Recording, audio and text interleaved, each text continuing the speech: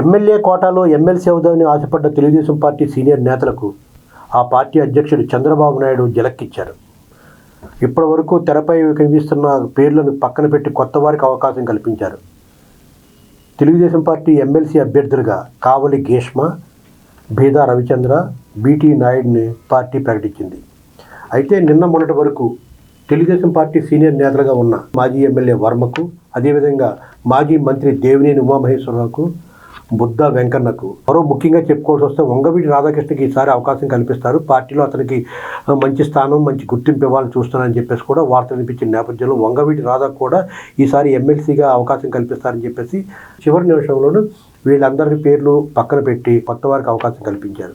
అయితే 5 ఎమ్మెల్సీ స్థానాల్లోని పొత్తుల్లో భాగంగా ఇప్పటికే జనసేన పార్టీ తరపు నుంచి నాగబాబుకి నామినేషన్ పత్రాలు కూడా దాఖలు చేశారు. ఇప్పుడు అయితే బీజేపీ నుంచి సోము వీర్రాజు కూడా నామినేషన్ దాఖలు చేస్తారని అతను కేటాయించారని చెప్పేసి కూడా వార్తలు వినిపిస్తున్నాయి. మరికొద్ది రోజుల్లో ఈ నామినేషన్ల కార్యక్రమం పూర్తవుతుంది. ఇప్పటి వరకు అనుకున్న పేర్లు కాకుండా కొత్త వారికి అవకాశం కల్పించడంలో చంద్రబాబు నాయుడు వ్యూహం ఏంటో తెలుగుదేశం పార్టీలోని నేతలకు అర్థం కాక తలలు పట్టుకుంటున్నారు.